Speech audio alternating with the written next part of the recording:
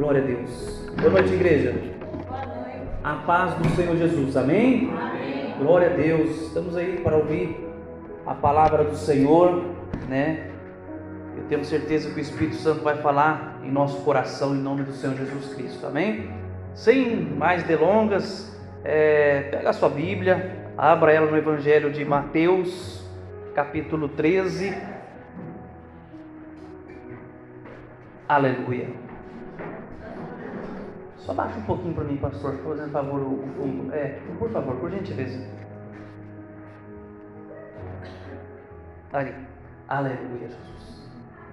Mateus, capítulo 13.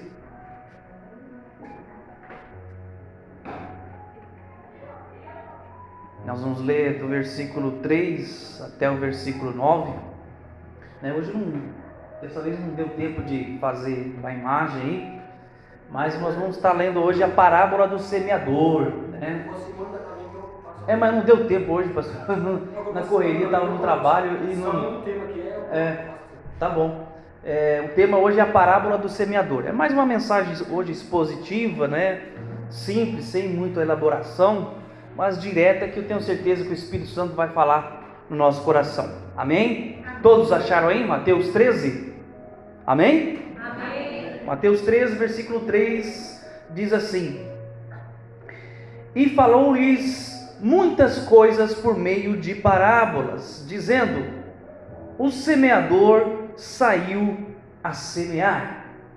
Enquanto semeava, uma parte das sementes caiu à beira do caminho, e as aves vieram e a comeram. Versículo 5: Outra parte caiu no solo pedregoso, onde não havia muita terra, e logo brotou, pois a terra não era profunda. Mas saiu o sol e a queimou, e como não tinha raiz, secou. Outra parte caiu entre os espinhos, os quais a sufocaram quando cresceram. E outra parte caiu em terra boa e deu fruto. Um grão produziu outro 100, outro 60 e outro 30. Amém? Pode se assentar, em nome de Jesus. O pastor já orou. Vamos estar então aí meditando um pouquinho na palavra, né? A parábola do semeador todo mundo já conhece, né? E uma palavra bem conhecida dos irmãos aí. Mas o que chama atenção no versículo 4 ali, que a primeira semente, né? A semente ela caiu à beira do caminho, né? Caiu na beirada do caminho. E o que nos dá a entender hoje, né? Que nos dá a entender, a primeira coisa que eu quero falar para os irmãos é o seguinte: saia da beirada. Saia da beirada. Então a gente vê o risco da semente ficar na beirada, na beira do caminho, né? Ficar na beira do caminho, a gente vê o risco. Qual é o risco? O risco de um inimigo conseguir tirar a palavra do coração. Quando nós ficamos na beirada, né? Ficamos na beirada, corre o risco do inimigo tomar a palavra do nosso coração, ou seja, distrair o nosso coração, a gente não guardar a palavra e a gente não ter comunhão com Deus, ou até mesmo a perder a salvação. O que é na prática sair da beirada, né? Sair dessa beira, né? Minha mãe me ensinou a comer sopa quando aquela sopa está fervendo, né? E minha mãe ensinou a pegar as beiradinhas, né? As beiradinhas ali, e você pode ver, a sopa pode estar pelando, mas as beiradinhas ali ela está fria. Você já começa a comer a sopa pelas beiradas, ela está fria. Ou seja, na beirada o crente é frio. Na beira do caminho, o crente é frio. E por que isso? Porque ele não toma posição. Na beira do caminho, ele está muito vulnerável do inimigo conseguir distrair ele e fazer com que ele não tenha comunhão, não tenha uma posição firme diante de Deus. Então na beira do caminho é um caminho indeciso, É aquela coisa onde você não decide se vai para a esquerda ou vai para a direita. Está na beira do caminho, né? É igual muitas vezes você está andando pelas vias, né, pelas ruas, e alguém fica na beira do caminho e fica atrapalhando. É aquele caminhão, né? Tem um caminhão do lado, um ônibus do outro, fica na beira do caminho, fica difícil de você manobrar, principalmente nessas ruas aqui do bairro Alvorada, que é estreita. Quem sabe aqui né, conhece as ruas estreitas, principalmente o Alvorada 3, né, ali para baixo, as ruas lá para lá, são ruas estreitas. Quando tem os carros estacionados um do lado do outro, é difícil de você tem que manobrar bem ali para você conseguir passar sem colidir com o outro. Então, na beira do caminho acaba atrapalhando. Quem fica na beira do caminho acaba atrapalhando, né? Eu não sei você, mas eu não tenho muita paciência. Quem fica na beira do caminho fica atrapalhando no meio do caminho. Às vezes você está com pressa e você, né, tem um compromisso e as pessoas ficam ali na beirada, ou você está no trânsito, né, as pessoas ficam ali na beira ali e ficam te atrapalhando, porque são pessoas que estão indecisas, né? Aquele cara que está perdido na cidade, né, jogando o GPS, não sabe se joga para a direita, para a esquerda, e aí fica te atrapalhando. Então é melhor a gente sair da beirada. Saia da beirada, porque a gente fica vulnerável ao inimigo, aos ataques do inimigo. A gente fica descoberto, a gente fica exposto. Diz aqui que o inimigo, né, o versículo 4: enquanto semeava, uma parte caiu, a semente caiu à beira do caminho, e as aves vieram e a comeram. As aves que representam o inimigo, que acaba distraindo a gente, que acaba roubando a nossa paz, acaba roubando a nossa comunhão com Deus, acaba roubando a palavra de Deus no nosso coração. E a gente sai daqui e esquece do que foi pregado, a gente sai daqui e esquece da palavra de Deus, porque está na beirada, está indeciso, né? Então é preciso que a gente venha sair da beirada. Amém? Quem está entendendo, diga amém. Amém. Amém? A segunda coisa, né, o versículo 5 diz assim: outra parte caiu no solo pedregoso, onde não havia muita terra, e logo brotou, pois a terra não era profunda, e saiu o sol e queimou, como não tinha raiz, secou. Então, a segunda coisa é a imaturidade, né? A imaturidade.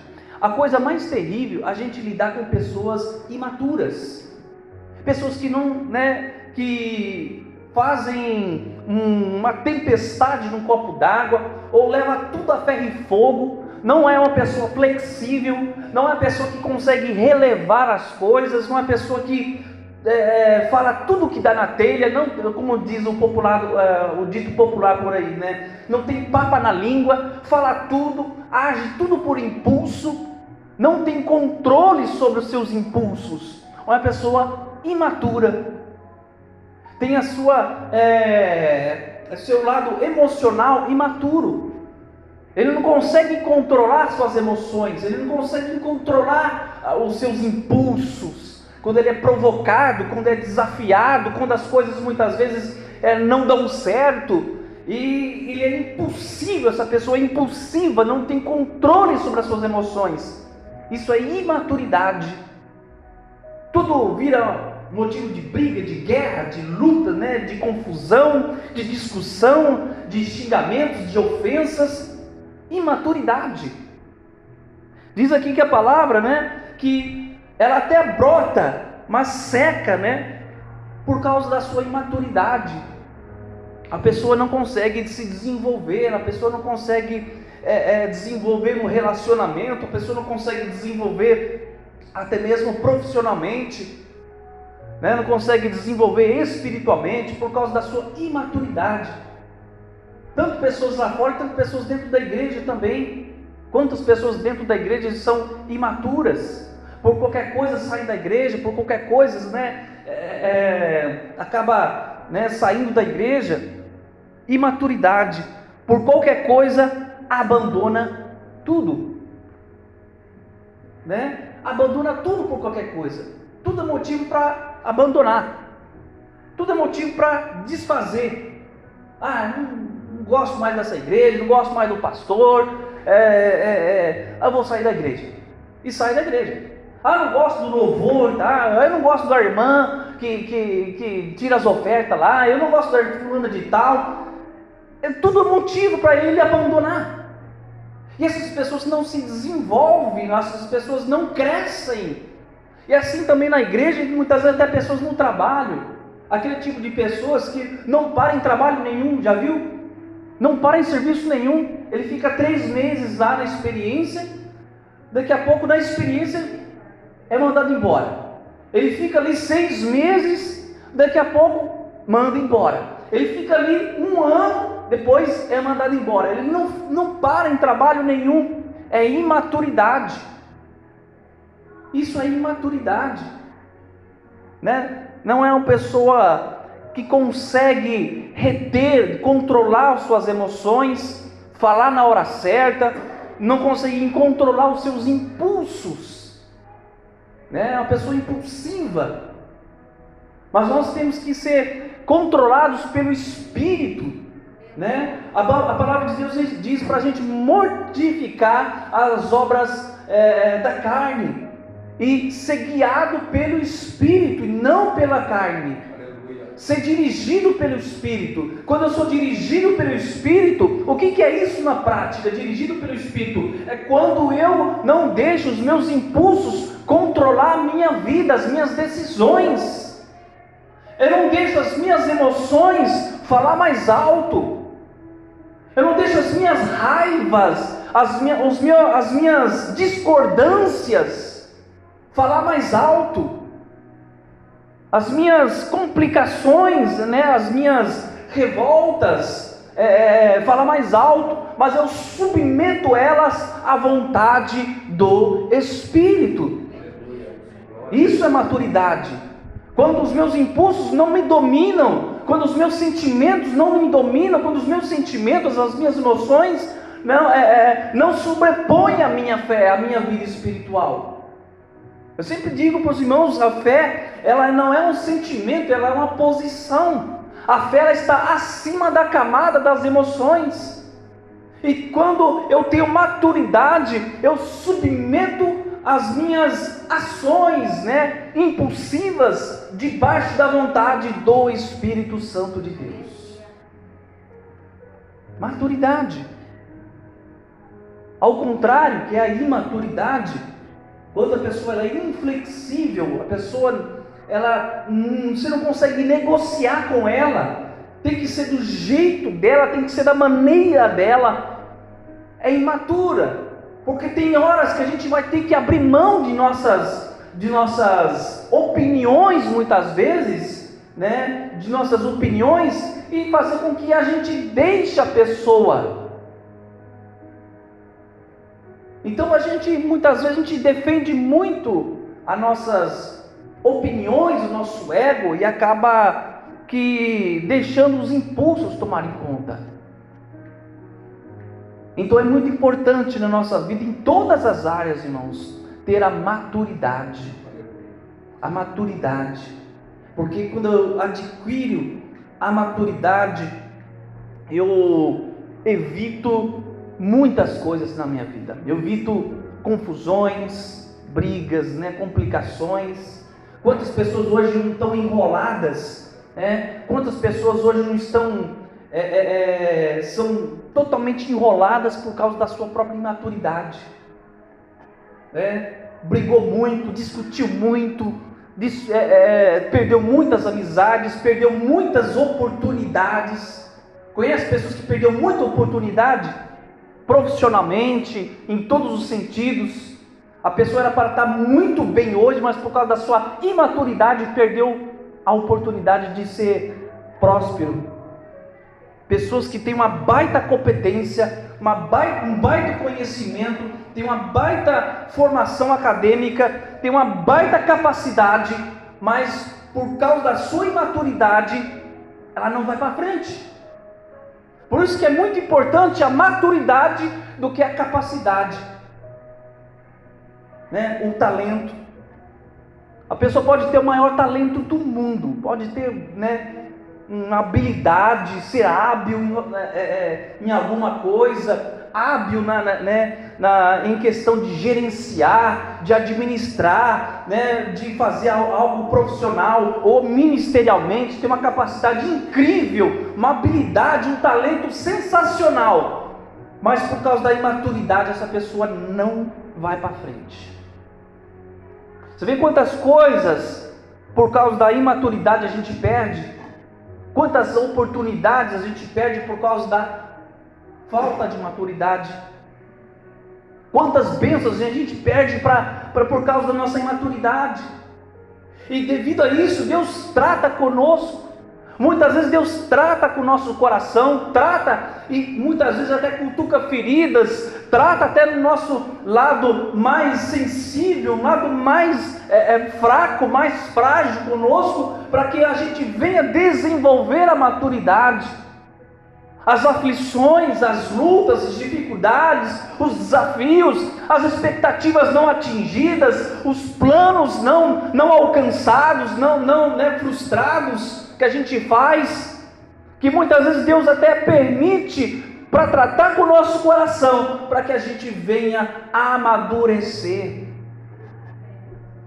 Porque se a gente não amadurecer, Deus quer que a gente cresça, Deus quer que a gente venha produzir frutos, venha desenvolver, ser abençoado em todas as áreas da nossa vida, mas por causa da nossa imaturidade a gente perde muita bênção de Deus, perde muita coisa. Você imaginou chegar no céu, irmãos, e Deus fala com você assim: Glória, eu queria te abençoar tanto, mas tanto. Lembra aquela vez, daquela oportunidade que eu te dei, mas por causa do seu egoísmo, por causa da sua imaturidade, por causa dos seus impulsos, você jogou fora aquela oportunidade.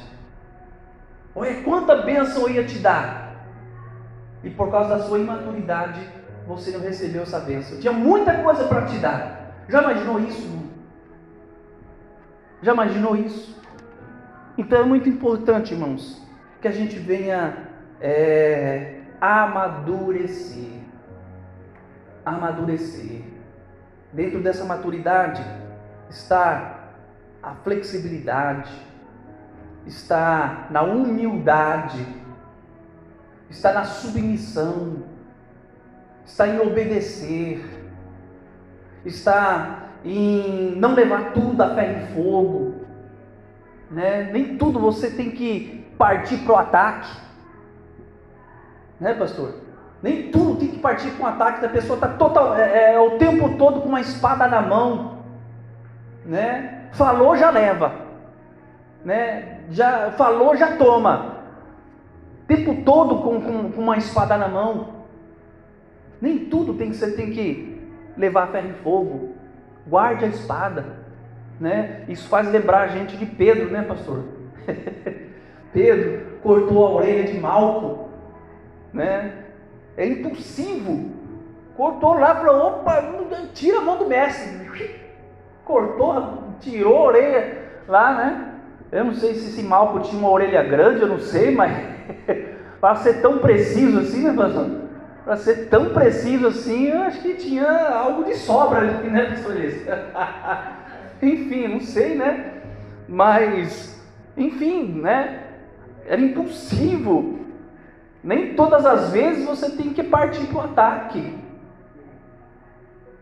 Maturidade é ser obediente, submisso, flexível, relevar, pensa. Eu lembro uma vez, teve uma campanha, uma rede de televisão, não vou falar o nome, mas eu achei interessante, que era a campanha sobre o trânsito, né? Que o slogan da campanha, né, do comercial, falava: conte até 10, né? Conte até 10, né? Devido às confusões, às brigas, né?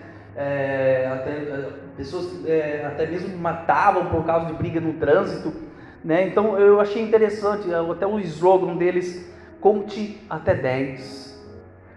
Então quando a gente aprende a conter, né?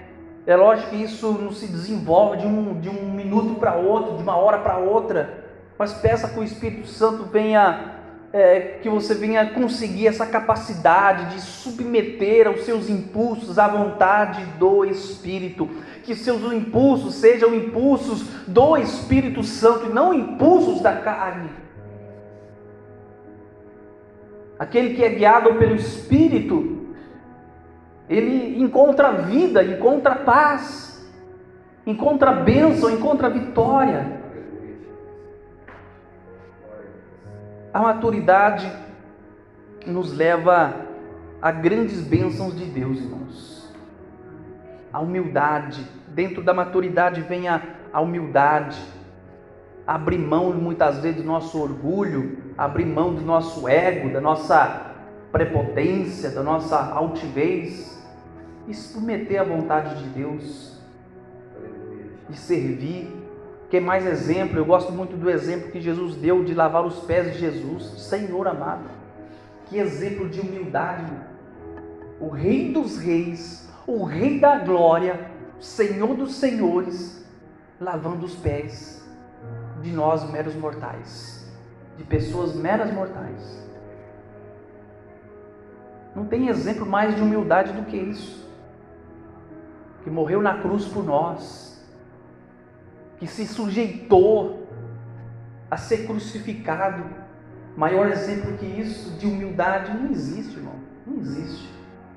Então é importante que a gente venha adquirir maturidade, não abandone as coisas por qualquer coisa, não desista, né?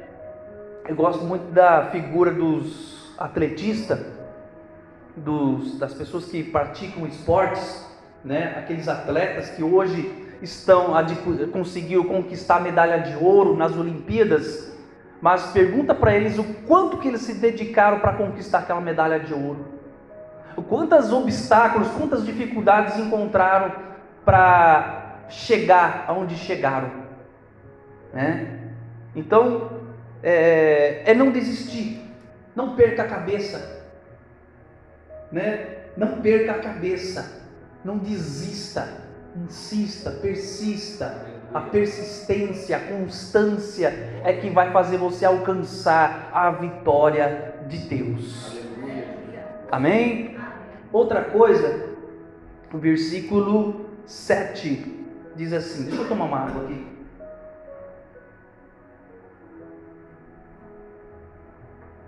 Versículo 7. O que diz aí? Vamos ler para nós aqui. Outra parte caiu entre os espinhos, que cresceram e sufocaram a planta. Versículo 8. Não, pera, só o versículo 7. Só o versículo 7. Né? É aquele tipo de pessoas que só corre atrás de bênçãos, que não quer compromisso com Deus. Aquela pessoa que só quer a bênção. Vem, né? E só quer atrás de bênção, faz campanha. Eu quero o meu milagre, né?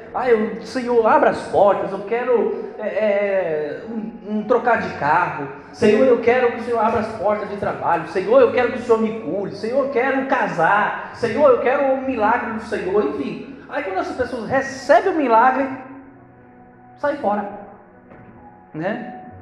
Pessoas que só correm atrás de bênçãos, não tem compromisso com Deus, né? Coloca o versículo 7, né?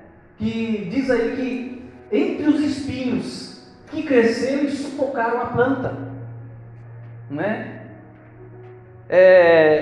Há pessoas que não guardam a palavra de Deus no coração, ela só quer a bênção, não quer um compromisso, uma comunhão com Deus, um relacionamento com Deus. E tem muitas pessoas por aí, muitas igrejas por aí. Seu milagre vai chegar, a pessoa vai, muitas vezes é abençoada, porque Deus é fiel, né? Deus honra a nossa fé. Só que a pessoa muitas vezes vai e sai fora da igreja. Porque agora eu não tenho mais tempo, porque agora eu preciso cuidar da minha chácara, que agora eu não tenho mais tempo. Enfim, essas pessoas precisam deixar com que a semente de Deus sufocasse a palavra de Deus no seu coração.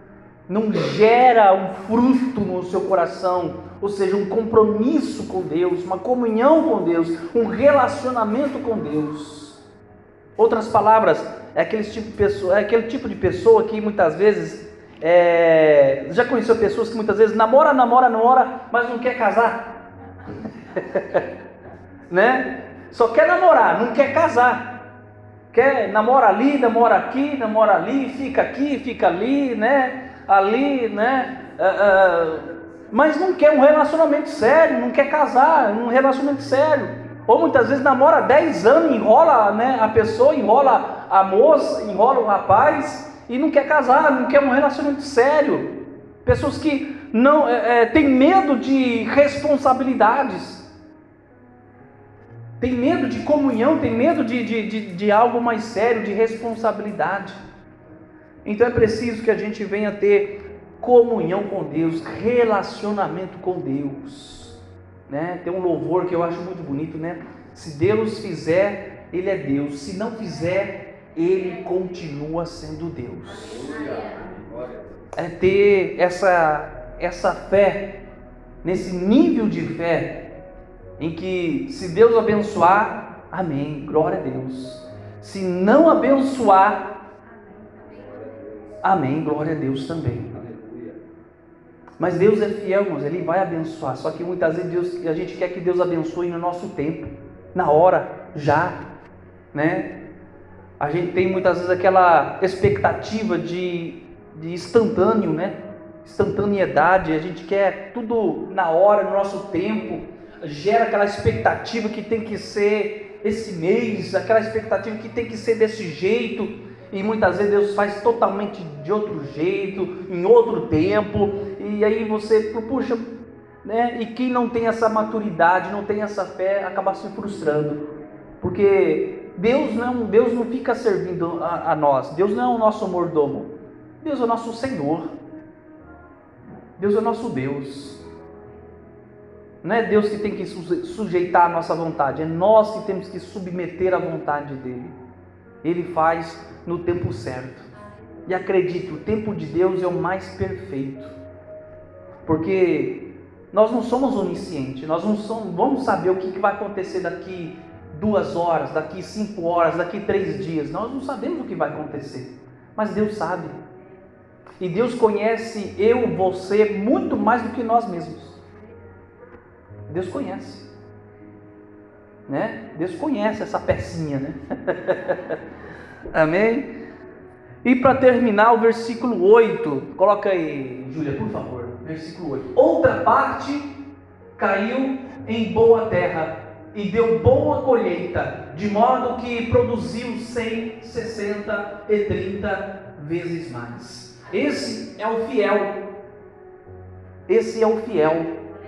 É o crente fiel. É aquele que é leal, é aquele que é maduro, é aquele que ora, é aquele que busca, aquele que jejua, é aquele que lê a palavra, medita na palavra, lê a Bíblia, tem comunhão com Deus, na hora das diversidades, na hora da necessidade, na hora das dificuldades, na hora das provocações, ele se submete à vontade do Espírito. Que nós temos lutas, nós temos dificuldades, nós temos desafios e sofremos frustrações. Tem um pastor, eu gosto, um pastor dizia assim, né? Esse pastor já é falecido, né? Ele dizia assim: coisas ruins podem acontecer com pessoas boas, né? Coisas ruins podem acontecer com pessoas boas. Jó que o diga, né? Jó pode dizer isso para você, irmão. Jó era um homem íntegro, fiel, e aconteceu toda aquela calamidade na vida dele, né? Então, seja fiel, irmãos. Seja fiel, porque vale a pena. Seja fiel. Muitas vezes a gente não vai ver uma resposta imediata, não vai ver um milagre imediato, não vai ver uma manifestação imediata, mas tenha certeza, uma hora você vai ver a manifestação da fidelidade dele na sua vida. Seja fiel, independente se você recebeu da maneira que você queria ou não, no tempo que você queria ou não, do jeito que você queria ou não, seja fiel, né? Essa fidelidade a Deus é como um casal, né? A fidelidade do casal, ele tem que ser fiel mesmo quando a esposa não está junto, quando a esposa não está lá, quando a gente está no trabalho, quando a gente está em outro lugar, né? Ser fiel mesmo estando longe da esposa, do cônjuge. Ser fiel quando ninguém está olhando. Ser fiel quando eu estou no celular e não tem ninguém à minha volta. Ser fiel quando eu estou num ambiente, quando eu sou provocado, quando eu sou tentado e ninguém está olhando, ninguém está vendo, o pastor não está olhando, não está aqui, né? Não tem ninguém olhando, não tem ninguém da igreja te vendo, mesmo assim sendo fiel e íntegro. Integridade, irmão, vai muito além da aparência. A integridade, ela vem de dentro para fora. Ela vem de uma intenção independente das circunstâncias. Ela vem a integridade, ela não se leva ela não é influenciado pelo pecado, ele não é influenciado pelas coisas externas, pelas coisas do mundo. Ele se preserva, né? É como o ouro já purificado, né?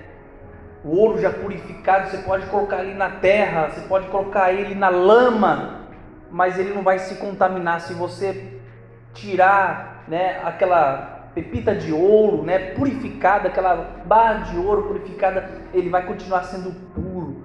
Integridade é quando eu sou fiel, custe o que custar, em meio às tribulações, em meio às dificuldades, em meio aos problemas, em meio às necessidades, em meio às provocações, em meio às lutas, em meio às brigas, em meio às confusões, em meio aos conflitos, em meio às discórdias, às discordâncias que muitas vezes tem. A gente não é um ser humano que concorda 100%, né? Eu e minha esposa não concordamos 100% a todo momento, né?